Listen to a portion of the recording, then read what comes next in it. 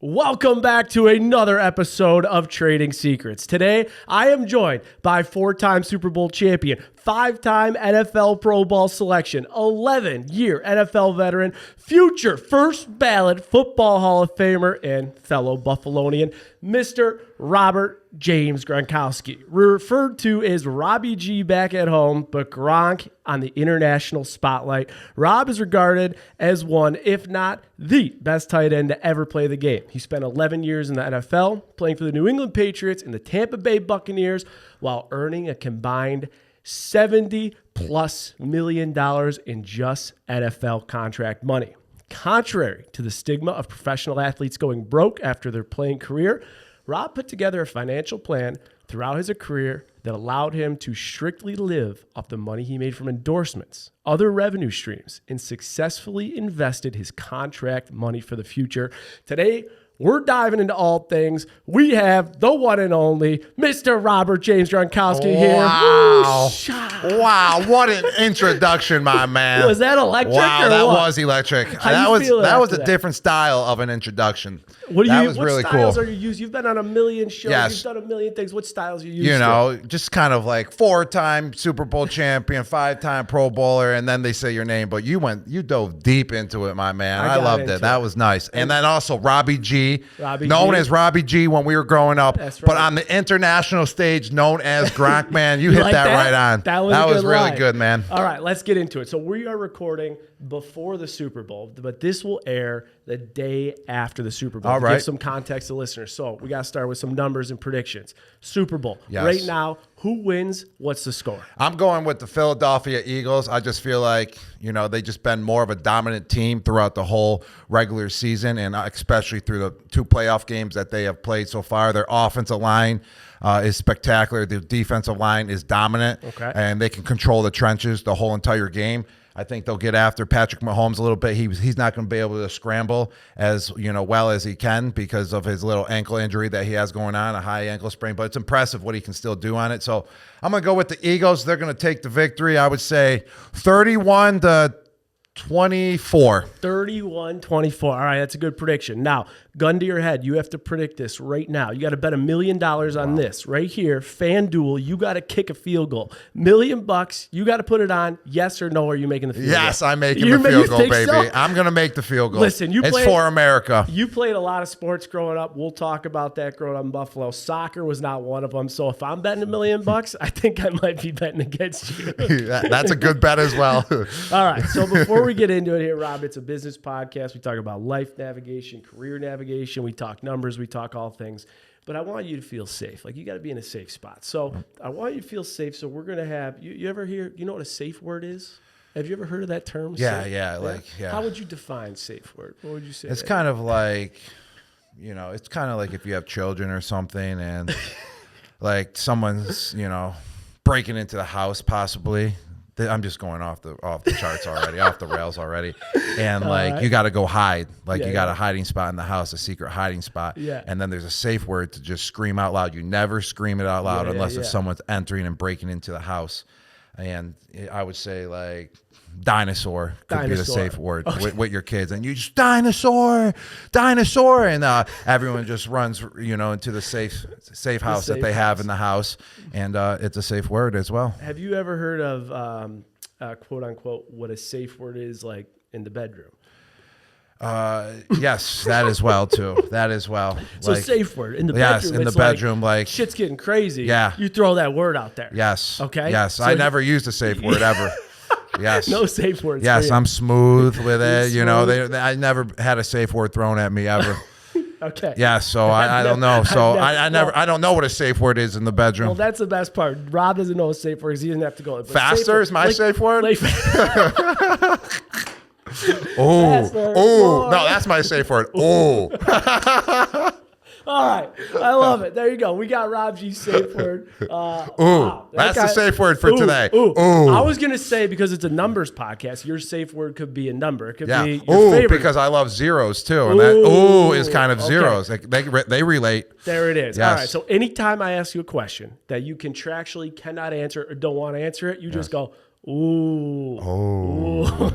And I'll know. All right. We're going to skip it and go to the next one. All right. I like it. Here's where I want to start, though. So we're going to get into it.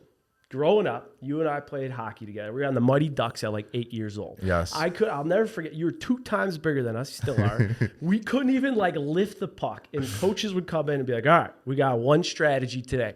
Rob, you're going to cross the red line and just shoot the puck. The goalie's heads literally didn't come up to the crossbar.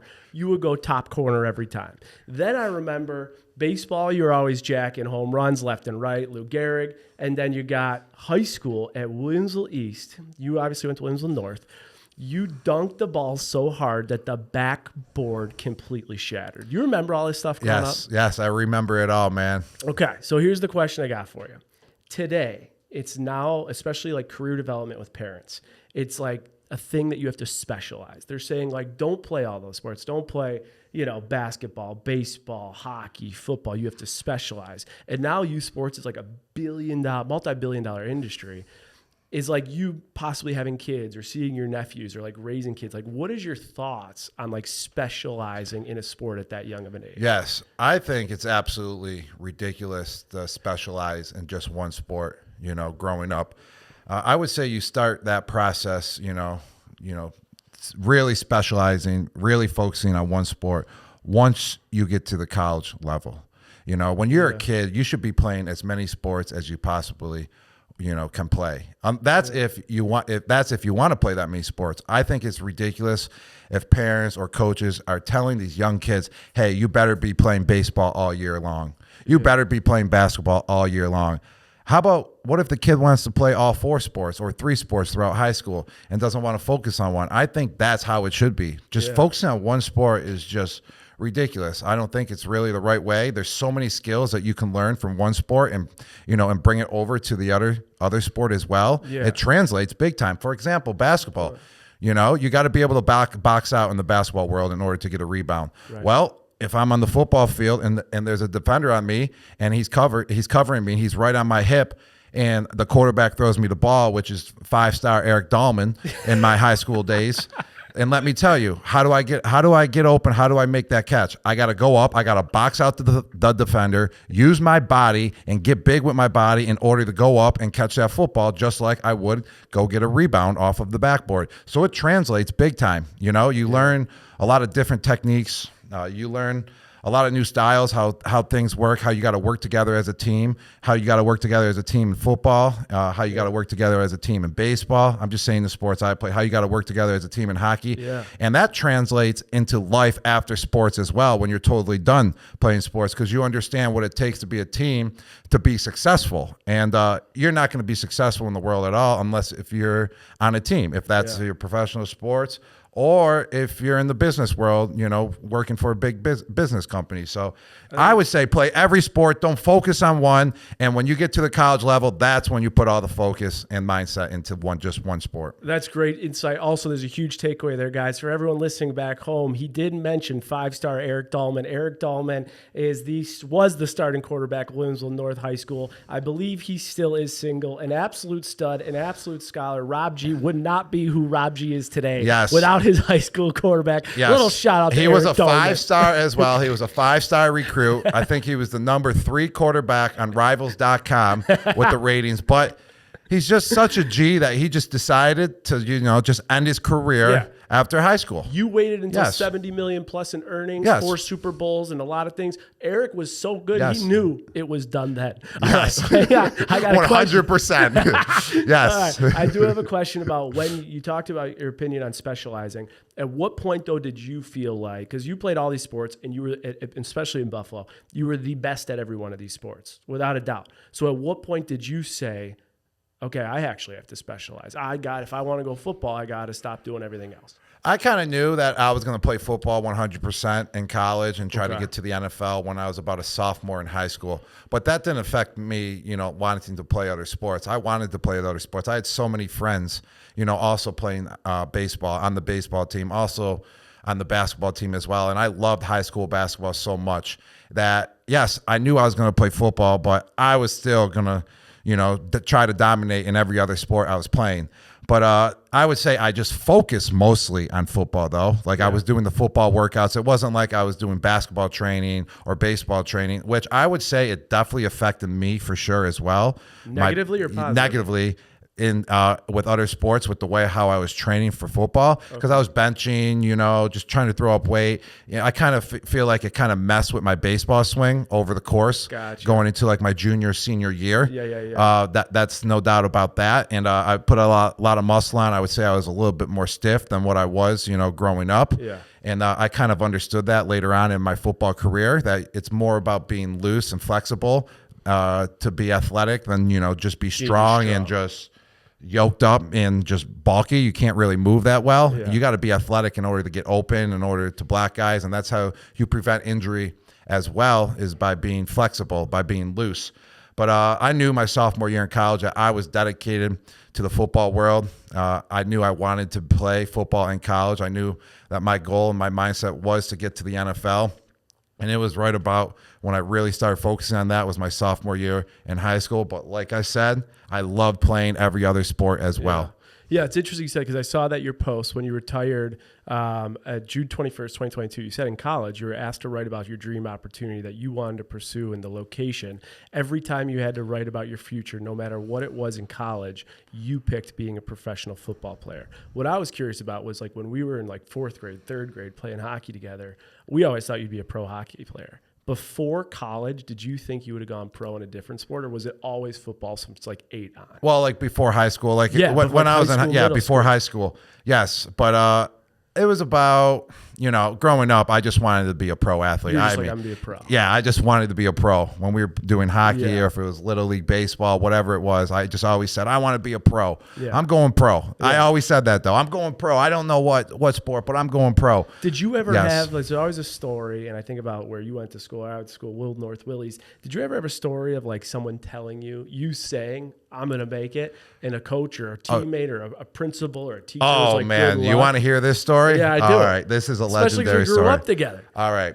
So in 7th grade, I was getting in trouble all the time. There's no doubt about that. I was a troublemaker. But it was harmless trouble. Yeah, it was like, harmless I remember trouble. You got in trouble Exactly. with Johnny Walter because Yes. you guys both like mooned someone off the bus. Exactly. So it was like harmless trouble, stupid. Harmless, stupid trouble. That's the definition Yeah. of my trouble. Yeah. Yes, 100%. I'm still a troublemaker then. Yeah. There's no doubt about that. But I never took it too far. It was never anything serious. But Yeah. so here we go. This harmless, stupid trouble that I'm getting in 7th grade, just acting like a fool, just being silly all the time. And then eventually I had to go to the principal's office every Friday morning. And my dad had to come in from work every Friday morning for about 10 weeks straight. And we had to do a checkup on me. Am I doing everything right? Am I not being silly? Am I following directions? All that good stuff, whatever it was. And then I got in serious trouble in gym class. I'm messing around. We're playing basketball. I'm throwing half court shots. I'm making them. I'm just BSing around, just not passing anyone, scoring every point, then throwing a pass across the whole court. Like it wasn't real basketball, but I was producing. But it was just silly, harmless trouble. And then eventually I got pantsed. Okay. Yeah. So then I Who pants you? I pantsed. Yeah. I was getting pantsed by like 3 girls. Shocker. Yeah, 2 girls. And then I pantsed one of the girls back. And what happened? Yes, and what happened was that I got caught. And then I got caught. Rob, you go to the principal's office, and what do? I don't blame anyone else. I go, yeah, it was me. Yeah. I pantsed her. I mean, you guys didn't see me get pants 80 times before. Obviously I'm going to pants them back. She pants me, I pants her. Yeah, exactly. So I go back to the office. So now this is like a serious talk. Okay. And then, but I'm dominating in athletics as well. And I'm like, oh, I'm better than everyone. But in a good way, not like a bad way. Yeah, just my way, my style. Ever have been like that. Just my style, just being hilarious about it. Yeah. And then the principal right in front of me, tells my dad, Dr. Crawford. This is a story I never told before, like publicly, just privately. And he goes, my son was an all-American athlete. And when he got to college, it started becoming very difficult for him. He was about the same as everyone then. you know, it's going to get harder as you get to high school and to the college worlds. Athletics is only going to bring you so far. And I'm in 7th grade, and I say right to the principal, you know, I ain't your son. I'm making it all the way. You said that to him? Yes, yeah. So in 7th grade. 13 years old? Yeah, 13 years old. Yes. You manifested in 7th grade. Yeah, I was manifesting going to the pros since like 4 years old. So as a 7-year-old, by the way, at this point, 7th grade, you're probably still towering over everyone in the room. What was the response to that? I'm not really sure what the response was, actually. That was kind of, you know, the fatigue from what I remember, but I just remember hitting him with that. I think it was, you know, the principal getting all mad, didn't really have a comeback. I mean, how are you going to have a comeback versus a 13-year-old? 13-year-old that just drops that bomb. Yes, so my dad's still shocked about it to this day. He loves the story to this day that I just said that, like, I'm not your son. I'm going to make it all the way. Here you are all these years later. You made it. All right. That actually brings me to a funny little game I want to play. It's 3 things. We'll call it, if this is the truth, I want you to give the touchdown signal. If it's false, I want you to fumble. It's tutty or fumble. All right, I love these games like this. Okay, we got a couple of games going, because here's the thing. Growing up with you, and then, of course, being like best buddies with Tico, and Tico being like your best friend, and being best friends with Nate, and Nate being your best friend, I've heard a lot of stories. And so people will say, like, oh, you know him, and they'll ask me a question. There's 3 big misconceptions. All right, okay? yes, So yes. This is great. I like this game. Here's the big one. The big one is like, Rob's a big goofball. He's got to be a big dummy. Is he just a big dummy? And my response is, actually, Rob is like kind of a fucking genius. AP student, extremely smart, would come back. I remember when I would stay at your house when you were at the Pats, you'd come back and you guys would have a full like pen and paper session, and you would have nothing written down. We're like, Rob, how do you not have anything written down? You're like, I memorize it all. I don't forget. So I would tell them, no, actually, Rob's like off the charts genius. Touchdown or fumble, true or false? Well, what part? The beginning part when people would ask you, or your answer back? Oh, your response. Yes. All right. All right. You agree or disagree? We're going with a touchdown, baby. But you're giving away my secret now, baby. Yeah. I love when I'm underplayed. I love when I'm the underdog. That is my training secret. But you are, like in high school, you were a good student. You have good grades. You are smart as shit. Smart as shit. But I would love it because I actually always downplayed. I remember I got to the Patriots and Coach Brian Daboll, not Brian Daboll, Brian Ferentz. Okay. He's the offensive coordinator right now for Iowa, but he was my tight end coach for the first 2 years. And I always downplayed, like I didn't know what I was doing, you know, set the expectation very, very low.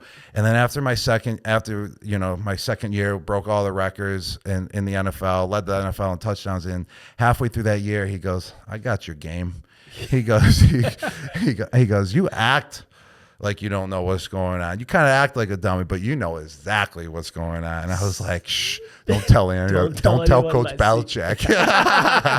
That's my trading secret right there. It is your trading secret. Yes. You act like you're 5 steps behind. Yeah. But you're like 15 steps ahead. Yes. I've noticed that even because, I've got to see you at the Gronk cruise and like all the behind the scenes. And I usually don't ask questions. I just kind of observe.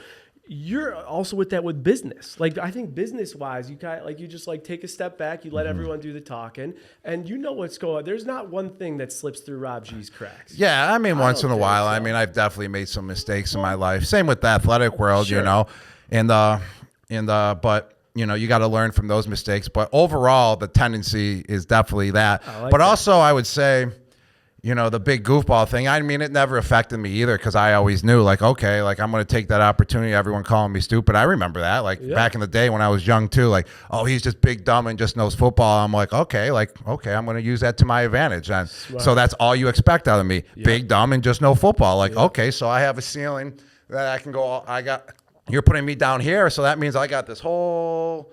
you know, all this area for improvement then. Sure. When really I'm already up here, but they're saying right here. So then you impress people, but there was no big deal. People were saying that, but then you would meet people and they'd be like, wow, like that was impressive. Like I just thought he was a big, dumb football jock. Yeah. Which is great. And then... which is silly. Which is silly. But I love it. So, all right. I nailed that one. I am right. Yes, you nailed it right on the point. And I got his trading secret. But also, I'm big, though. So, when people are big, you're kind of more like slower. Yeah. I mean, I'm just saying this for all big people. Sure, probably. sure. They're probably going to agree. I mean, you just think a little bit slower can't relate. sometimes. I don't know. You got so much mass that your mind has to deal with it all. So the process is just a little bit slower. That's why people love big dudes when they're running in the NFL. Big dudes in the WWE. Like everyone is thrilled and just blown away when there's a big person that can move. Totally. And that's also the Andre the Giant. Andre the Giant. Everyone loved him. You, the Undertaker, myself, in the football world. Yao Ming. Everyone who's like everyone is just like their jaws are dropping whenever they see him, perform. And then they just take that, a normal person just takes that mindset. Oh, he's probably big, slow, and dumb then. And just being big, I mean, I would say that we're just processing information at a little bit slower rate. But then that's why people love it when you're huge and you're athletic, because they're like, wow, how is he moving when he's that big? See, guys, it's a lot of genius. And even the fact that you're being a little goofy increases the likability. So you're likable, your expectations are lower, you overachieve them. There we go. That was the first one. Let's go to the second one. The second one, people are like, you ever party with him? I'm like, yeah, I've gone and party. Like, he just gets like so hammered and parties his ass off. He just drinks all the time. Like, no. Let me give you another misconception. Yep. I think of any person, like I know what you do. You're an accountant and you're a banker and you're a teacher and you're a nurse and you're a doctor. You take your discipline combined and his discipline is better than all yours. Like this guy treats his body like a temple. He goes out and parties because he likes to have fun. Like he'll dance. He's rarely actually drunk. He'll have 2-3 drinks and the guy weighs 280 pounds. So he likes to have fun. But no, the guy's not a drunk partying his ass off. Your misconception is wrong. Touchdown or fumble? All right, so it's a fumble, and I recovered it and scored a touchdown. Yes, because I would definitely say back in the day there was some times. This is why it was a little fumble, but this is why I recovered. Here we go. Let's hear it. It's basically like I recovered. Went to rehab, and I'm back, and I learned a new way. Sure. Back in the day, I mean, when we were young 20s, there was no doubt that I was absolutely getting trashed. Partying hard. I mean, but it was kind of like binging just on the weekend. It would be like once or twice. Like it's Friday, I just worked hard. Sure. And then it's Saturday night too, and we're going absolutely ham. Yeah. But then right after that, I completely cut it off. I was disciplined to just cut it right off and then go work hard again throughout the week and then not drink again until the following week. And when you're 21, 22, 23 years old, drinking 15 beers, you can get up the next morning and absolutely go beast a workout, go crush it again, start drinking again, and recover for Monday and be ready to go. Right. So that's where the fumble is. And then all of a sudden, like you start hitting 26, 27 years old. And I was like, yo, if I want to be in the NFL, if I want to be a baller still, I can't pound 15 drinks a night. Yeah. Like I'm waking up, I'm starting to feel it, it's starting to hurt when I'm waking up.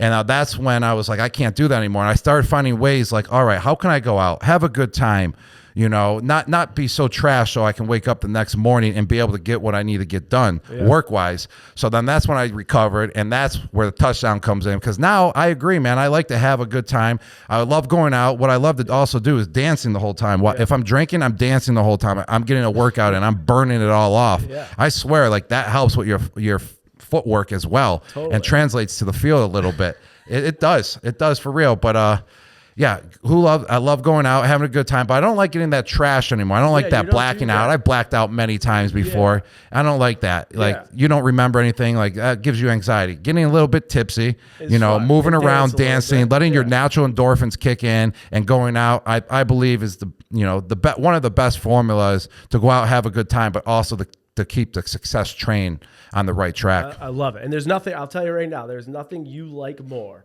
than when you are out, you got a little buzz, you nail a good dance move, you'll be like, did you see that dance move? What about the last time we were in Buffalo? We went to the white party, and then we went out with John Tico, and he was on stage rapping, and we were dancing on the stage. Talk about blackout. John Tico, the Tico third was blacked out. Papa Tico was he's a little bit behind. He had to get blacked out for it. We were up on that stage, just tipsy, feeling good, going after it. That's amazing. Let me ask you welcome to the big leagues, Tico. Welcome to the big leagues. Hey, one day.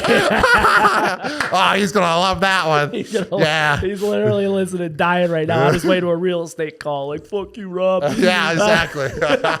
All right. Let me ask you this though. What age? Give me like the age or the year in the NFL that you made that shift? Like you were like, I'm going to really, was it like 24, 25, first year, rookie year? When was it? Like I would say about like 25 years old when I was like, all right, I got to stop getting so plastered. Like I can't run when Monday comes. Like I'm showing up to the workouts and I'm struggling. I'm like, I feel like I'm going to pull a hamstring or I'm going to pull a muscle somehow, some way.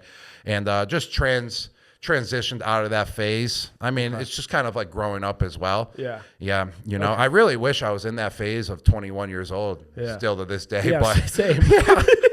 That was a great time. Out of control. You didn't know anything else that was going on around you. Naive. You didn't care one bit. Ignorance is bliss. Yeah. Like no worries in the world. Exactly. You wake up, you feel good. All right, let's transition because we only have so much time with you today, Rob. Obviously, busy guy. I want to transition. You get to college. Here's another fun story that I've never talked about or like put out there, but you and I me, you and Nate and Shane Sims were at a high school party, okay? All right. And we find out that, you probably don't remember this because there's so many things, but we find out the cops are coming.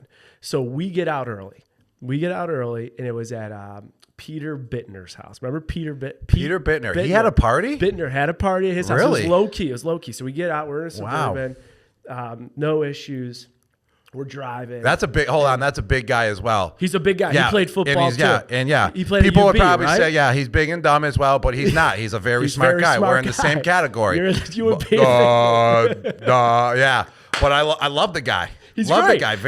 He's a very smart guy as well. Super smart. Yeah, guy. A lot of Buffalo beauties here, you know. Yes, played at the University of Buffalo, won a MAC championship. There you Pete go. Bittner, baby. Pete legend. Bittner. Little shout out there, Buffalo legend. But we're getting away, and in the back, by the way, we have Shane Sims, another Buffalo legend who's played D1 hockey, played pro, like great dude. We got Nate Ruckdasher, who's just the beauty of all beauties. He is Mr. Buffalo, and he's like, Rob, what are you so worried about? And I remember you saying in the car, you're like, dude, I can't get in trouble. This was like sophomore, freshman year. Like I'm starting to look at colleges. And you pull out your phone and we're like, dude, we're young, 14, 13. You don't even know college football, like the extremities of it. We're like, come on, dude. Coaches are texting you. And you're like, yeah, look at like right here. And it was like University of Michigan. You're like, yeah, University of Michigan, Ohio State. And there was like one Ivy League school or something. And I was like, we're like, what? And I'll never forget it. I said to you, where are you going to go? How do you decide? And you literally, like 14, 15, you look at me and you're out the people in the car, you go, I'm going to University of Arizona. We're like, wait, what? Like you could go to Michigan, Ohio State, SEC, Ivy League. Like, dude, you're going to Ivy League school. That's the best thing you'll ever do. What? University of Arizona. Why, Rob? And you literally looked at us, you go, I'm going for the chicks, boys. Chicks, you go chicks galore at University of Arizona. So I've never been able to ask you this because anytime around he's always smart. but 14-year-old Rob G said he's going to University of Arizona for the chicks. Yes. On the priority list of like top 5 to 10 things of why you went to Arizona, where did that actually rank? Like 1 through 10. Yo, that is unbelievable because that's what I was saying to everyone. I was the biggest meathead, actually. One of the biggest meatheads, actually, in a way, for sure. Yeah. In a great way, throughout the high school times. Like, it was just so ridiculous and out of control. I always want to make it. It was always with the intent of being like fun, loving, and funny. Yeah, and being like hilarious with it too. It was never malicious, like, oh, I'm going to get. It was like, oh, the chicks are hot. Like it was always fun and loving. Like there was no malicious anything. Yes, obviously. So I visited the University of Arizona. I went on a visit when my brother went there as well. And yes, the chicks were beautiful and everything, definitely. And there's no doubt about that. And when you're that age, you're just trying to brag. You're trying to brag about chicks at all times. Yeah, like, why did you score that goal? For the chicks. Like, why did you score that touchdown? For the chicks. Like, even if you had a girlfriend, like that was just well known in our area where we grew up, was just to brag about getting chicks, or why you're doing it is to get chicks, like all that good stuff.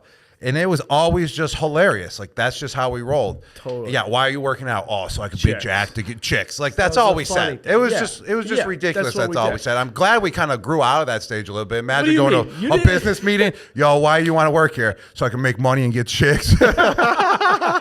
It would work, actually. But you know what actually still leaks into this day? Yes. It leaks into you. It leaks into Tico. It leaks into Caldron, Maggio, and all these. Everyone still does it. We're almost fucking 40. We still do it. Is the 69 joke. Yes. And here's what I got to say, and I want your take on this. The 69 jokes. I'll never forget. Williamsville North. Football actually wasn't the sport in Buffalo. It was hockey. And hockey is where you'd have 3,000, 4,000 high schoolers at these games. In the clock, it'd be a big game. Williamsville North versus Williamsville East. Williamsville North versus St. Joe's. The clock would say 6:19. The game's playing. There's nothing happening. There's no power play. There's no goal. There's no nothing. At 6:19, the crowd, all 3,000, would go 10, 9, 8, 7, 6, 5, 4, 3, 2, 1. So the clock would just say 6:09, and all the fans are throwing their beers, their drinks, everything's, or they're like 18, so not beers, but all the parents are like, nothing happened. Like, the game's still going on. Why are these kids celebrating? And they were just celebrating because the clock said 6:09. That's just how we grew up, man. That was the nature on how we grew up. And that kind of explains Bill's Mafia a little bit as well. A little bit, yeah. It does for sure. You're right. And we're like a suburb like 30 minutes away from Buffalo. So it only gets crazier from there. All right. So that gives us an idea of Arizona, University of Arizona, and our background. But you go to school. Obviously, there's all this NIL stuff happening now. At your time, there wasn't. Did you ever see, as far as like financially or career strategy, was there funny stuff or like shady stuff happening in college sports to like try and monetize, make money off signatures, things like that back when you were there? No, man, not really at all. I didn't see any of that go down. Not at all. That's especially at the University of Arizona. I mean, the U of A, the Wildcats. I mean, we're a Division I football program, but I would say it's like kind of in the middle. It's not no Alabama, no LSU, no USC. I mean, at that time, but I mean, it was a solid program. But it wasn't anything like where there's donors that are behind it, like these big time programs that are out there. So I didn't see anything shady at all go down. I mean, I came from a family that, my dad was, we were middle class, we had some money. So it wasn't like the opportunity was coming where people were offering me money because they saw that, we're well taken care of. Sure. So it wasn't like I got bribed or anything at all. Yeah. So I didn't really see anything shady go on, throughout that times. But I can just picture it now with these NIL deals. Yeah. Like how much like unregulated, opportunities and things that are happening. Yes. Okay. Yes, you come here. It's just probably ridiculous. Okay, here's $250,000 from this company. Come here for 2 appearances for 1 hour. And it'll $250 grand. Like, it needs to be regulated at some point. I think it's great that these players are getting paid and getting money off of their name and likeness, which they should be. But it needs to be regulated somehow in some way, and no one knows how to do that yet. Yeah, because I would think, I'm just trying to put myself in those shoes. If I'm 19. And I'm getting offered $250K, let's say cash under the table, suitcase to like show up to a couple parties. I don't know. Does that kind of start to screw up your work ethic? Obviously, there becomes tax issues. Like, do you think if those things existed while you were there, it would have potentially had an impact on your career trajectory, your focus, things like that, or no? Yeah, I would say so for sure. Because there's a lot of people that I talk to now. Like, I got some friends in the NFL. They're not done playing. They're done playing, but they went to like the big time schools. And I hear so much about how they got paid back in the day, like when there wasn't NIL deals. And it was all at the big-time schools, though.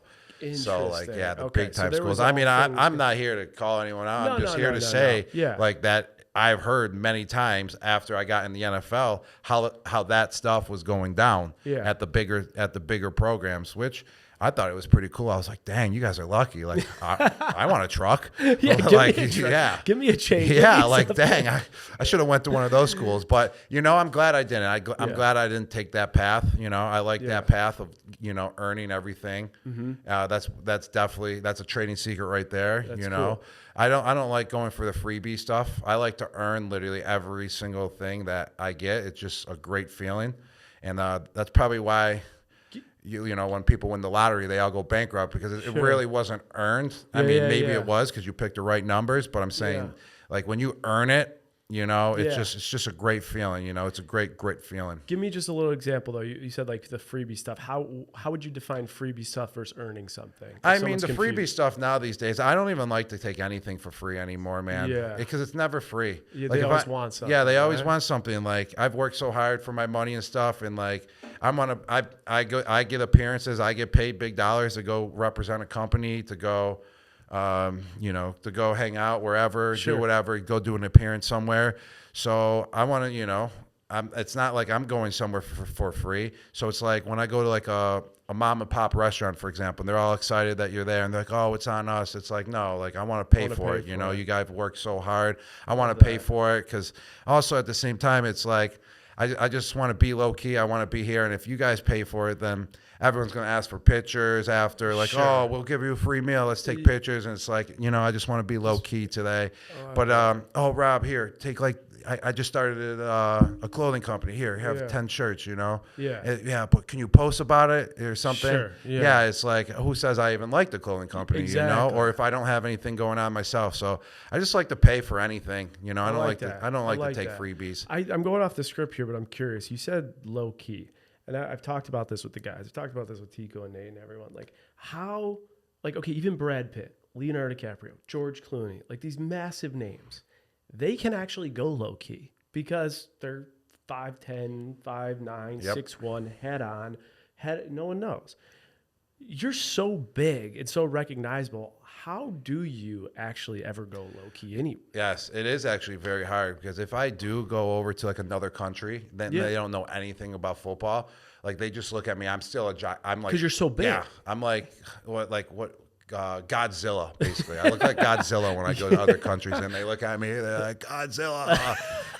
Or I was in Australia, and they're like, big unit. All right. That's like a big unit. That's a big unit. Yeah, that's what they were just calling me.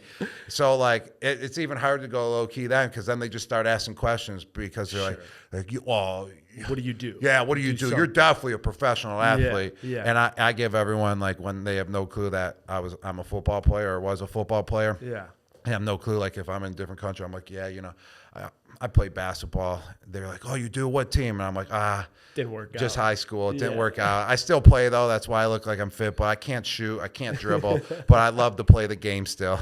And they're like, oh, okay. And then they walk away. They're like, oh, he's a nobody. And then they walk away. I'm like, yeah, that's right. I am a nobody, and I love it. Keep the expectations low. Keep the expectations low. There we go. Trading secrets right there.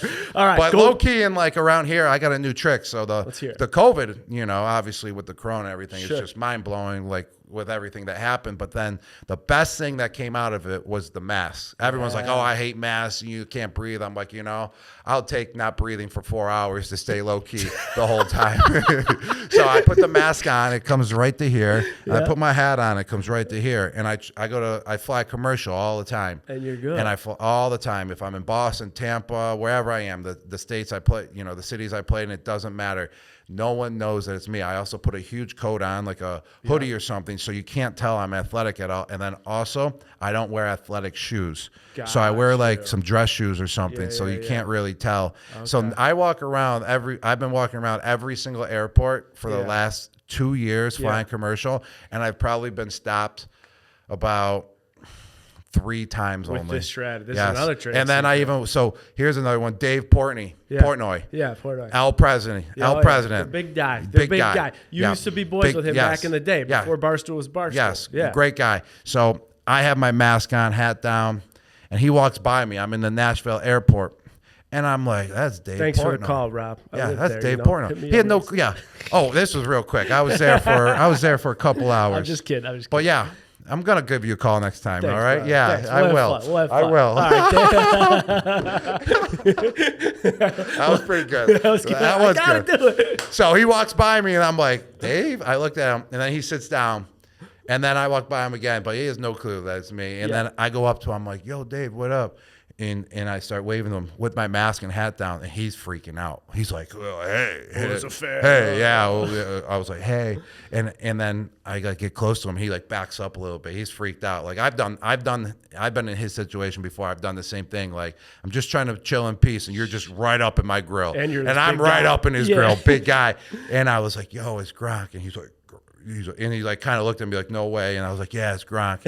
And then he finally caught on and heard my voice. He's like, no way, dude. And I was like, yeah, what's up? So he didn't even know that it was me. That's how legendary of a move it is to wear that mask and the hat all the way down. And I love it, man. It's just peaceful. Yeah. I like to do just normal things, man. I really do. But I don't like to do normal things when I'm like very bombarded. Yeah. Like trying to get through the airport. Like that's not a time where I want to be bombarded. Like it's a lot. Yeah. Like there's places and times I love my fans, love people that support me, you know, that I don't know, especially my fans. I love them, man. But like when when it's the right times, Yeah. when it's the right times, but like airport, traveling, going out to dinner, like I try to stay more low key because I just like my peace, like at those moments. 2 quick questions with that. You mentioned flying commercial. Obviously, you can afford private. When you think about the numbers, the dollars, the cents, the finances, do you prefer to fly commercial because it's much more affordable? Or like, what's your take on just the private versus commercial? All right, here we go. This is a great question because a lot of people ask and some stuff a lot of times, but I definitely don't believe like in flying commercial across country. I mean, it's 4 to 6 hour flight. You can definitely get one of those lay down beds now where you can close the door. Also, I do my technique where no one knows with the mask and hat on, and then you have your own pod, pod now, and you can lay down. You got a blanket, you got a pillow, you got internet, you get meals that are just delicious as well on these planes now. You get all the channels on the TV, all 300 movies to choose from, and let me tell you, that absolutely beats a private plane. I think going across country, and it's a shit ton cheaper. Yeah, and it's $1,000 compared to 60, 70,000. Right. Yes, going across country, but I like puddle jumpers. Sure. When you're in the thick of time as well, when you're very busy and you got to get point A to point B, and it's like only an hour away. Say Boston to Buffalo, it's a great time to take a private. Also, staying on the East Coast from Boston to Florida, a great time to take a private. So I love privates, private planes, probably when it's under 3 hours. Okay. And then other than that, I like to fly the commercial. It's experience. Yeah. And the pods, I love the pods. You have plenty of room as well. I love it. Well, the other day I was on a trip. I was with Emirates. It was Dubai. I'm on the business class. Fat Joe and Ja Rule are behind me on that plane just partying their ass off, having the time of their life. So they share the same agreement on the whole commercial. You have a good time and it's cheaper. Yes, but if you got like big dollars though, then whatever. What's a private plane going across country? Gotcha. We're talking, I mean, NFL owner type money. Then you fly private across the country. But then you also have a G7 that's where you can stand and you got internet and you got 8 meals and but I mean listen, for a low key guy, a guy that's trying to make it still, I can't fly across country privately. Here, we've been dropping some Buffalo names. So I'm Jason Tarek. I'll be going cross country Spirit. Rob will be going cross country Delta. You don't even have to respond to this. Taylor, he'll be going private. Yes, he will be. Yes, Taylor will. He's big time. If you know, you know. If you don't, sorry. All right. Next, we're moving on. College. Nate Dogg's hitching on though. Nate Dogg's hitching on that private plane and telling everyone that he's Mr. Private. He's driving or he's getting on that private jet. Yeah, he's either driving a shit box or he's flying on a private jet. That's Nate Dogg. I love it. Nate, you better love that. Nate's the best. All right, real quick, in college, freshman year for you was pretty solid, but wasn't earth-shattering. Sophomore year, 30-some catches, you blow it up. Junior year, you go back surgery. I want to get into the whole you playing in the NFL. Was there a concern that going into the draft for you, like career navigation-wise, was maybe too early given the resume you had in college? Not really. I think I was ready for the step. It definitely stunk. I really was disappointed. I didn't play my junior year at Arizona. That's one thing. If I could go back, I would kind of change. If I could, I felt like it was going to be an extreme breakout year as well for myself in the college ranks, and it was a time to put Arizona truly on the map as a football program too. And we had a really good team going into my junior year, and I thought we could definitely do it. But unfortunately, I had the back surgery. Which was brutal. Back surgeries are the worst. It's when you're herniated disc. It's a herniated disc, and the disc is sticking out and hitting your all your nerves on your spinal cord, and then it just shoots pain all the way down your legs. So I've had 3 of those back surgeries. Actually, they're the worst. But I mean, I feel like I'm, like I said, I've learned a little bit, throughout the time. So I feel like I know how to take care of all that now and to manage to prevent a back injury to my best ability. I mean, something may happen, but to my best ability and knowledge, I can prevent it as much as possible. But at that time, man, I just felt like I was ready for the pros. My brother was leaving to go to college. He was my best friend there. All my friends, they were older. They were leaving. They just graduated from college. And I've been playing. I never played like at my age group in my life. Like if I was 10 years old, I was on the 12-year-old baseball team. Yeah. I was always playing with my brothers who were always older than me.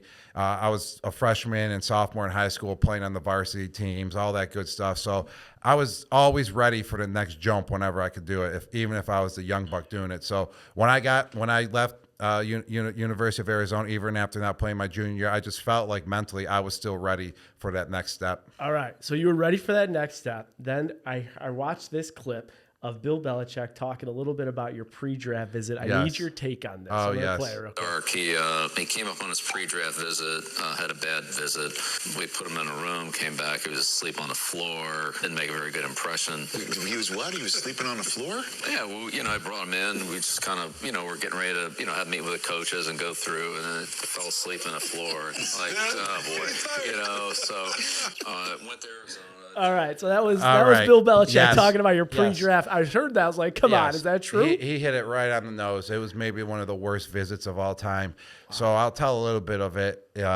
First off, when you're doing all the pre-visits, you're hopping on a plane, going to one team, going to the next team.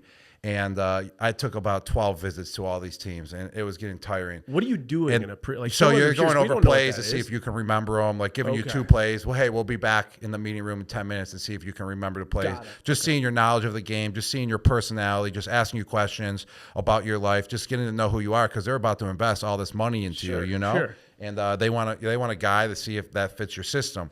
So I'm on all these trips. And I partied super hard one night. This was one of my mistakes. Okay. I mean, I partied at University of Arizona one night, got absolutely hammered, had to jump on the flight the next day and start this little tour.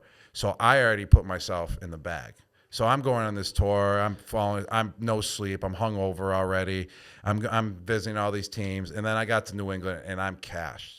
I don't even care anymore. I was like, whatever team takes me, whatever round I go in, whippy-do. Like, I'm over this situation. I'm over this process. It's like it was exhausting process. And also, I would put myself to exhaustion before I even went on the process. Sure. So it was double exhaustion.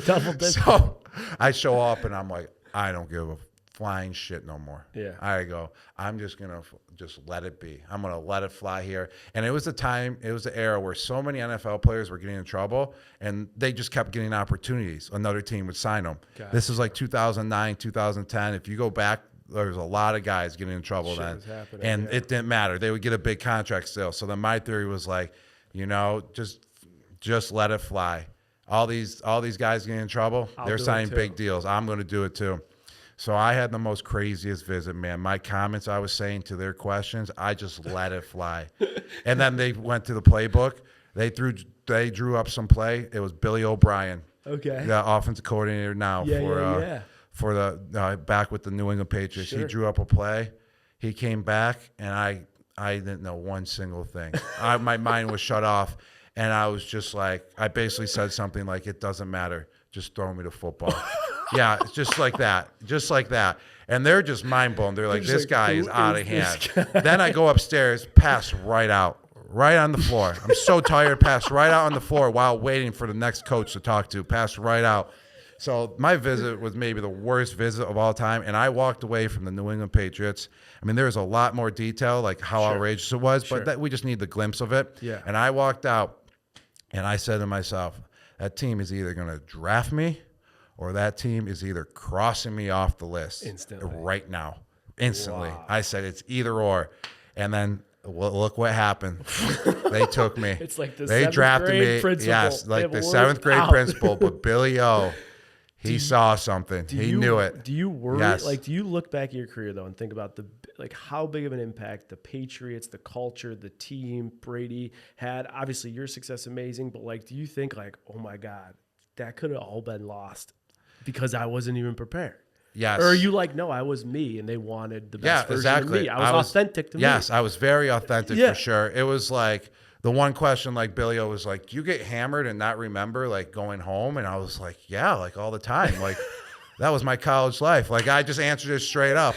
He was probably loved that. Yeah, he was honest. Yeah, it was. I just went in. I was truly honest. I was that's just the way to be, for sure, 100%.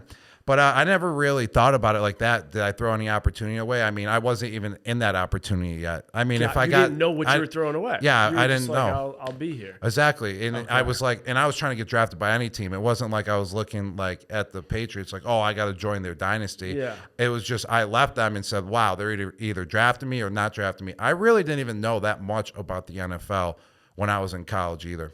Again, I just knew I wanted to get there. Yeah. It wasn't like I was a Bills fan, but it wasn't like I couldn't even play fantasy football and name my starting team. Yeah. Like it was just there. The NFL was there. I put the game on and we just watch it. It wasn't like I was a diehard fan or anything. Yeah. So, but that all started once I got to the NFL. Then now I know who everyone is and all the coaches, all the history of the programs, all that stuff. But growing up, it was like we played so many sports growing up. We loved the Bills, but still at the same time. I didn't know, fantasy football I didn't play till college. Yeah. You're doing 100 things 100 miles an hour, you don't even know. It actually leads me to another question I have for you, because I'm thinking if you didn't know, if it's like Robert Kraft and Tom Brady and Bill Belichick, you know all these things going into it, like does it kind of psych you out? This is a question that I think could actually help people at home. Maybe they get nervous in front of their boss. Maybe they're nervous giving a presentation. I don't think I've ever in your life seen you really nervous or freaking out. The only one time I was caught off guard was when Tico and I were staying with you in Foxborough.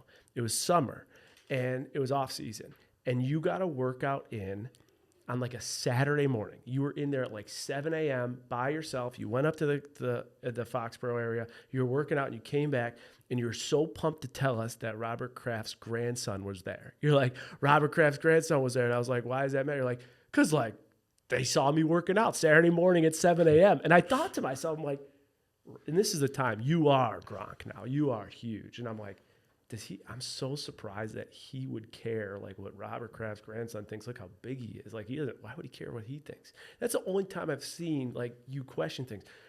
Do you get nervous in these situations? And what advice do you have for kids back at home, whatever they are doing what they do, where they do get nervous and it impacts their performance? Yes. Oh, I definitely get nervous. I was nervous before a lot of NFL games for sure. I remember as a kid, though, there was no nerves as a kid. That was unbelievable, that stage when I was a kid. I felt like I was so dominant and invincible. It was legendary, my childhood growing up. I loved it so much. When we were playing hockey together, all the baseball times. But and I got two times when I was growing up. We gotta bring them back up. One involves you, and one involves Tico as well. Okay, the one involves Tico is when I hit a home run off of him on Diamond 5. Love that. Yeah, it absolutely went deep on him. He still complains to this day. Take that, Tico. Yes. But the nerves, I definitely get nervous. There's one thing. Brian Ferentz, he was my coach my first 2 years, like I said earlier, and he told me, if you're nervous, you're ready. And that kind of hit me. I was it got me ready for a game, because I was like, oh, coach, man, I'm nervous right now. It was my rookie year. He's like, if you're nervous, you're ready. And that always has stuck with me to this day. And I was like, man, I like that, because he was I was literally thinking in my mind, wow, I am ready. I prepared all week. I know every single play going into the game. I practice all week. I'm ready to go. So I would say just prepare to your best of your ability, to all the young kids out there. Prepare to your best. Learn the playbook, learn your plays, be the best teammate that you can be. And if you're nervous, that's okay. That's part of the game. But once you get rolling, I'm telling you, the nerves are going to go away. Just say that to yourself. You're prepared, which you will be. If you know you're prepared and you're nervous, that's fine, though, still. Once you get rolling in the game, the nerves will go away. I mean, once I started, I was very nervous before games. I'm 4 or 5 plays into the first quarter, and let me tell you, those nerves start just floating away, and then you just get into the routine of playing football again. So just prepare to your best of your ability, and if you are nervous going in, just go out there and do your best, and I'm telling you, they'll go away after you make a terrible play or a great play. It'll be gone. It'll be gone, because a great play you'll feel ready, and then a terrible play it'll get you pissed off, and you'll be even more ready then. I like the thing I'm taking away from that, because there's some good stuff there. The thing I'm taking away: if you're nervous, you are ready, because people look at nerves as a bad thing. I can't believe I feel this way. That means you're ready. That means you're focused. That's a really good one. All right, we only have 20 minutes left with Rob, and we got to, of course, get in the NFL career. The average NFL player, Rob, plays 3.3 years. You played 11 years. The average NFL salary on an active roster is $2.7 million. based on everything you see online, your career earnings were over 70 million. 69 million. 69 There we go. We're from Buffalo. 69 million. You can't overuse the 69 joke either. There's some people out there that overuse it. You got to place it. You got to play. If you overuse it instantly, it's not cool. Yeah, it's not funny. You're not even cool anymore. It's like douchey. Like you've ruined it. Don't there ruin you go. a good thing. All right. Once or twice. At least you know that. That's great. Can't overdo it. But, obviously you're an outlier in the whole NFL world. And in your book that was released in 2015, It's Good to Be Gronk, you did state that you haven't spent any of your NFL contract money and you only spent off marketing money. You had marketing deals with Dunkin' Donuts, Visa, T-Mobile, Lyft, Cheerios, Monster Energy, Tide, USAA. We see those commercials all the time. They're awesome. It goes on. Is that true? Is it really true you really didn't spend a penny of your NFL contract? Yes. Yes, I would say it's basically true. I remember when I signed with Drew Rosenhaus out of college, when I knew I was going to go pro, and when I officially signed the letter of intent to go pro, he advanced me a $50,000 kind of like a signing bonus to sign with him in the marketing department. And then the first $50,000 I made, I had to give back to him. So I lived off that $50,000 at first for the summertime until I got to the Patriots, got totally drafted and started getting my paychecks. And then eventually I made that $50,000 back after my rookie year, and I paid him back the $50,000. But I was living very subpar. Like renting out a condo with another rookie, and we're paying $1,000 each. Right. So I basically, I also got a car, and a used Escalade. It was like $30,000. So I used at $50,000 and bought a $30,000 used Escalade, which I thought I was the man with as well, because the Escalades, that's a whole Escalades different are the story. best. Whole different story. But you've always been disciplined with money. So therefore then I started getting my paychecks, and I started making a little bit more off the field as well once I got past the $50,000. And if you just took like my salary money, and I kind of mix my salary money and my endorsements money eventually, like all in one portfolio. Yeah. So, but if you mix my, what I was spending, and you take my salary money, what I was making in the NFL, it was never going below what I made in the NFL. So technically, I was spending what I was making off the field the whole entire time. Gotcha. Yes. And when you think about like your investments and your assets, you have your place in Foxborough, which is awesome. You got Tampa Bay housing. But other than that, like do you invest all those other dollars? Oh, yes. I invested very frugally. I love municipal bonds. Look at you. Yes. See this guy right here. They're great. So you're conservative with your investments. Yeah, they're conservative. You get like 3.5% back. But it's tax-free, obviously. Yeah, and 3.5% on a lot of money is pretty good. It is. It is. It's pretty good. All right. And I also got money coming in left and right still, just working. I love to work. I love to take time off as well, work out, balance life, but also at the same time, after 10 days off, sitting on the couch, working out, I'm like, I got to go back out and grind. So got to go do whatever I can do and pay the bills. And you don't spend to spend. Like I even remember one time you said, like, if it's one night and we're going to spend $20,000, I'll spend it if like we're getting $20,000 value. Like we're having the best time with my boy, But you're like, I don't just spend to spend like a lot of the people you see. Like kind of like the private planes. Like I'll spend it on a private plane when it's well needed, when I'm jumping from A to B and then I got to go to C, and I'm not going to have time because I accidentally made a commitment where I got to be there right at that time. When it all makes sense, it's not like I'm just going to say, hey, like let's just hop on a plane and go somewhere. Maybe if I'm with all my friends, and then the value is worth it. Yeah. But I wouldn't just do it myself. And also, I like to spend on security and privacy as well. I love that. Yeah, so like That's things that really Bobby matter. Goose. And health. Two and muscles. Health. Bobby Goose. Yes. He'll take care of your security and health. Yes. All right. I got to ask you about this because you're obviously smart with your money as an NFL player. 78% of NFL players file for bankruptcy or experience financial stress only 2 years after retiring. That's not Rob G because of your tactics. The reasons why they feel that are the need to support everyone, small earnings window, lack of knowledge, or overspending. Based on what you've seen, locker room or people are just hearing things, no one specifically.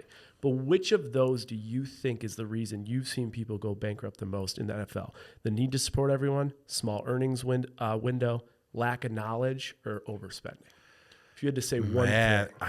Wow, because it's really a combination of like all four. Yeah. It really is. I would say the most popular one out of all that is overspending. Okay. Yes. There's situations where they're taking care of too many people. you know. Yeah. And then there's situations where it's just lack of knowledge, you know, just going out there, just buying these expensive cars. But that's overspending. Kind of lack of knowledge is kind of overspending as well. But majority of the time it's just overspending. That's Gronk for sure. finance program. I think you should put a finance program in for all these I don't- NFL players yeah, coming up. I mean, there's some guys, man, that they just make I don't know, you're a rookie, you're not making that much, and you're just going out and you're buying all the expensive cars and everything, the $200,000 cars. Yes, you can afford it at that time, but you got to look at the long run. Did you ever, when you look back at your years, did you ever make a dumb purchase like that, or were you pretty good? No, I was pretty good with it. I mean, I made some crazy purchases now, but I mean, I'm in that financial, spot where I can do that now.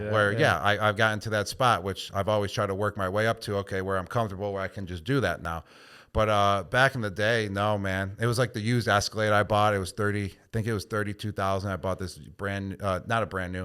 It was kind of like a brand new, but it was a used Escalade. I think it had 30,000 miles on it. I was like, I don't need the new one yet, And I always, when I was set too, I was like, I'm going to make sure that my NFL money can take care of me for the rest of my life, because everyone's always like, oh, you got a short NFL career. It's only 3 years. And I listened to that. And also with my back, there was some prospects, suspect on my back. Sure.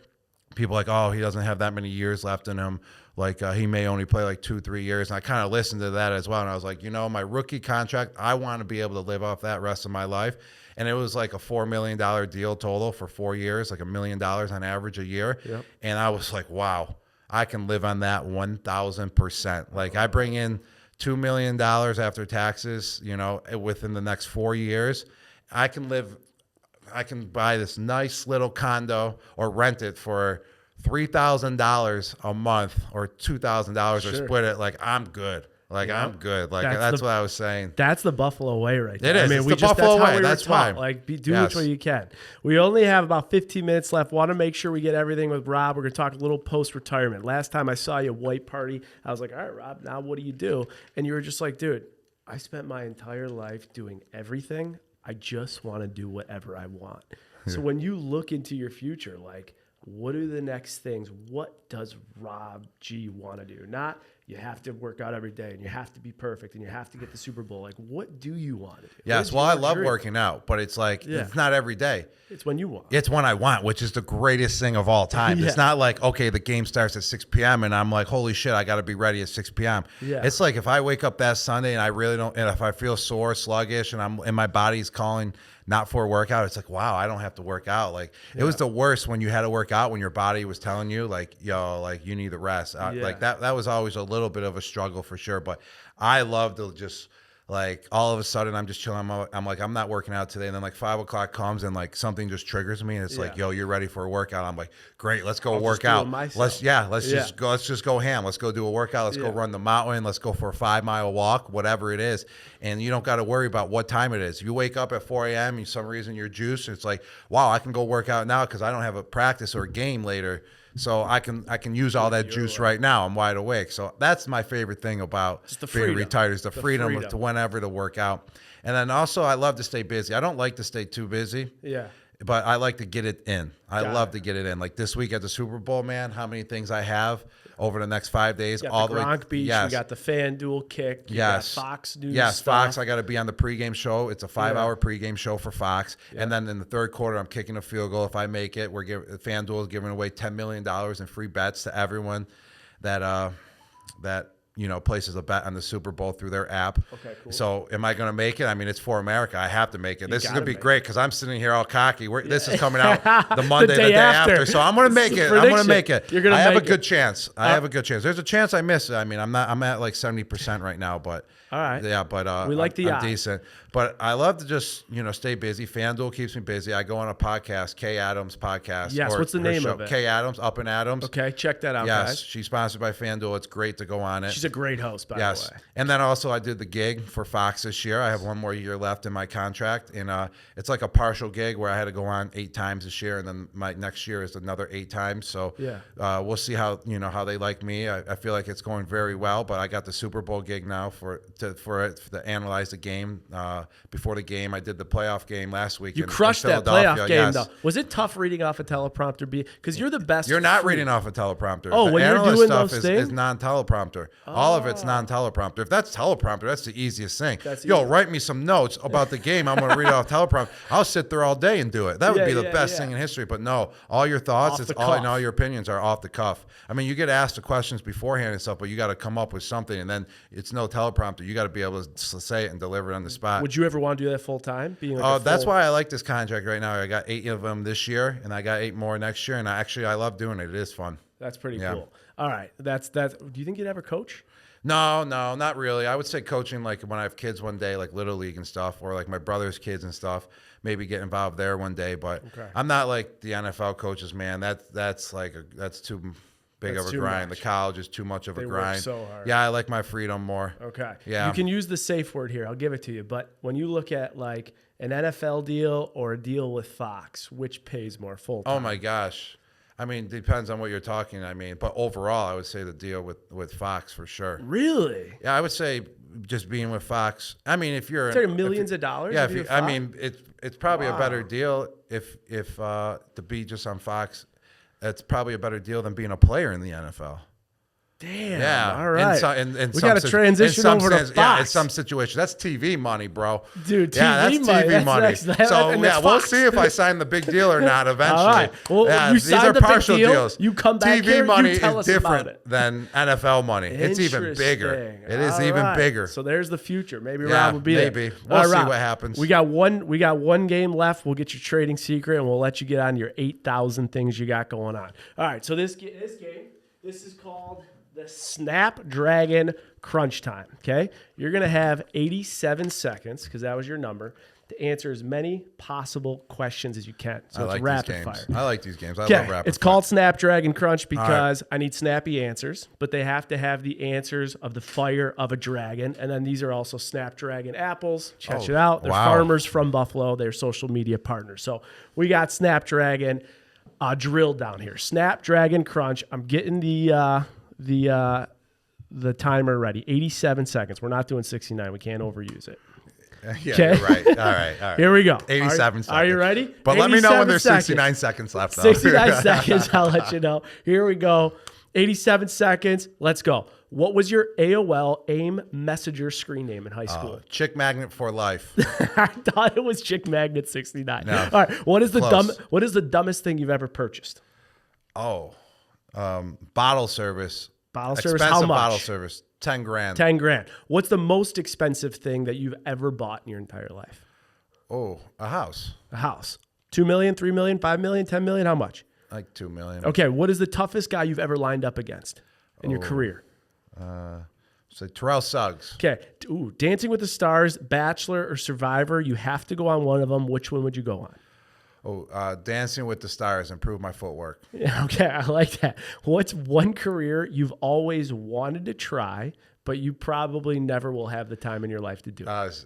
Like singing, like / rapping. Oh, wow, you are a good freestyle rapper. It's tough to go with it. Okay, what do you think when you look at like your investments, real estate, in yourself, health? What do you think the best investment you ever made was? Oh, in yourself, your health, Your health? your health, and yourself. Okay, your health and yourself. That's the best investment. If you didn't go professional in football, what sport would you have gone pro at? We have just hit the 69-second mark. Oh man. What sport? Basketball. Basketball, my second favorite. I don't know if you called WWE pro. I think you definitely would have been a hell of it. You could have been Hulk Hogan 2.0. all right. WWE. All right, celeb crush growing up. Who was it? Pamela Anderson. Okay, Bill, you and Tom are at a bar. You each have to order one drink. What type of drink are each of them ordering? Tom's and Bill are beer. I'm like a fireball shot. Okay, there you go. Boom. 80. That was a ton you got in. That was good rapid fire right there. that was great. That was a Snapdragon drill down. Well done. All right. So we got to get your trading secret. But before we do, I don't know. Do you think you said you have a story about me, and I was thinking maybe do we call Nate? No, what do you think? Nate Dogg's busy. He's working. All right, right Nate Dogg's now. busy. Nate We'll Dogg's let, busy. We'll let Nate Dogg off. We'll If let there are Nate any Dogg single be, ladies but we're out gonna there, bring Nate Dogg on eventually. We're gonna bring We gotta Nate bring Dogg Nate on. Dogg. Nate Dogg's single as well. Ladies, start Yeah, DMing Nate Dogg. Nate Dogg, At Nate yeah. Ruckdashel. Yep. And you know what? I Yes. think like we could do, because this is a business podcast, we could do like a bachelor business type thing. He's a bachelor. Maybe we'll get someone to go on a couple dates with him or something. Yes. And he's a businessman as well now. he's got a new businessman. job. He's He's got a cooking good up. He's job. number He's one cooking up. in his category. Crushing it Yeah, up. he is crushing He's it. crushing it. All right, what was the story that you had? All right, so here here we go. So remember, we were on the Amherst Select Nights. Oh yeah, my dad was the coach. Yes, your dad was the coach. Well, the first story was John Tico. I want to just say it one more time. I hit a home run off of him You on hit a Diamond home 5. run, right? Was anyone else on the bases? Did you? Use a couple I don't even runs? know. Let's just say it was It's a his grand slam. nightmare. It just didn't matter. It's still a nightmare. He's still, still Tori still dreaming about. Yeah, Tori's still thinking about. She almost didn't marry him thinking because about of that. divorcing him still over it because it's still in his head. He can't even raise his kid right because he thinks Chase about the is in home trouble, run. all Yes, he because of thinks about the Rob. home run every single day I hit off of him. That's amazing. Yeah, I think right, we now were that 11, we've- 12 years old. Now that we've cleared that air. And then when I was on a breakaway, do you remember? We're Amherst Nights. Where were we playing? In Tonawanda or something? Tonawanda Creek. I remember Yeah, this. Tonawanda Creek Road or whatever ice rink it was. Yeah. This is a good apple. Brighton. Man. I think it was we got Brighton. The Snapdragon apple. Dude, We these love Buffalo products. Pretty good. Well, that is real good. I That's got to a buy Buffalo some. Farmer. Dang, that is actually really good. Good take it. All right, back to the story. So I'm on the breakaway. And I got this, I got vision. I don't know how, but I see you. You're trailing right behind me. Shit. I already have like 8 goals this game. Standard. I don't know if I do or standard not. day for Rob. But I'm like, we gotta get some other people some goals. Yeah. And I'm on the breakaway. I'm trying to deke the goal, and I see you behind me. So I'm trying to do some dekes, and I drop the puck between my legs, like Mighty Duck style. Oh, like Charlie Conway. Yeah. And drop it between my legs, and then skate right to the left of the goalie and try to distract him, and left you the puck right there. What happened? What happened? I just remember the puck never went in the net. Yes, I think you were shocked, like right on the spot. Like when you're trailing someone on a wide open breakaway, would you ever think that they're going to drop the puck between their legs? For all my listeners back home, I'm literally like 2'4". Rob's 8 feet at fucking at 6 years old. The goalie doesn't even know where he is. He's got a wide open net. He drops it to me. And it was like Rob looks back at his entire sports career and he questions wishing he could go back to Arizona to play his junior year over. I look at my sports career wishing that when I was 8 years old, Amherst Select, I buried it. I think I completely whiffed on that. You never passed me the puck again after that. I probably never did. I was like, this guy. I set him right up for a layup. It's unbelievable. Easy goal, and then you mess with my stat sheet because I didn't have an assist that game. And could you imagine? So everyone thinks I'm a puck hog You're because a puck I hog have and no an assists Amherst on the hockey stats. bum, and now look where. Look, imagine if you didn't make it, you would have been screwed because I would have blamed you, and I would have. If I never made it, I would have blamed you for not scoring and padding my stats on the assists. And then also I would have blamed Eric Dahlman, 5-star quarterback, for not throwing me the ball enough in high school. I love it. Yeah. All right. Well, Rob, we got to get your trading secret. We've got a lot of them. We end with a trading secret, so it's got to be something: career navigation, life navigation, all the stuff. Before we do, we went on one Gronk cruise. Do you think we'll ever get a Gronk cruise again? No, there's no Gronk cruise. That was a one days and are done. done? So I'm glad you were on the Gronk cruise and the you best. witnessed it and you were a part That of was it. the best thing ever. Yes, that really was. That was the That best. was the best 3-day party All of right. all time. Hang on. Before trading secret, do you make like off a Gronk cruise and stuff? How do you get paid an appearance? How do you make money off that? it was kind of a set fee, and then if you hit the bonuses, then you would have got paid more. Okay. But to tell you the truth, it didn't work out. There's some things that just didn't work out. That's why Gotcha. it never happened again, and just the mayhem it caused. That I don't even think that they made the money to make up for what they even paid me as well. So I understood that, and I was like, that's why everyone's like, dude, it looks so wild. Even though it got the publicity that it got, it didn't get the amount of people that onto the boat that we thought it was going to be, or the spenders or anything. So what they paid me, I think overall in the end, they lost money. Yeah. The cruise line. I mean, nothing like crazy. Sure. I mean, Did they you paid make me less a or more than $500,000? Less? Oh, way less than Okay, $500,000. okay. Way less. Okay, got it. Yes. So then, therefore, yeah, it just never got brought up to do it again. I didn't hit any of the bonuses, obviously, because they didn't even make out on what they even paid me. I don't think it wasn't like they lost a ton, but still at the same time. But no more Gronk cruises. It's hard to go on sea. That was still one of the craziest. I think it was the craziest 3-day parties of all time. I've ever like LMFAO, Florida Yes. Waka Flocka. It was Insane. We'll talk about it on the recap. And then guys. on a recap, it was one. the craziest thing I've ever experienced. Oh. And I'll never forget the image. I had to bring this up for Trading Secrets. I'll never forget we're at Fountain Blue. We dock in Miami. We're by the pool. We're like all chilling. We're not even drinking. And on ESPN, on like the Stephen A show, it's literally the headline is is Gronk goes overboard, and it's just you all the videos of you part of it, and you're just going like this. You're like, oh shit, this is Sunday Scaries at its finest form. Oh, it was Monday Scaries. It was Monday Scaries. You're right. Sunday Scaries. Tipping into the weekday as well. Tipping into the weekday. Yes. All right, let's wrap up. Trading secret, something that no one can learn in a textbook. They can't learn in a classroom. They can only learn from Robbie G through your crazy experience of financial savings, career development, playing for Tom, all this stuff. Like, what would you say is your biggest trading secret to life, money, or career? What can you learn with? Just stay in your means. Stay in your path. I mean, there's so many people, they just make a quick buck and then they go out and just spend it all like real quick.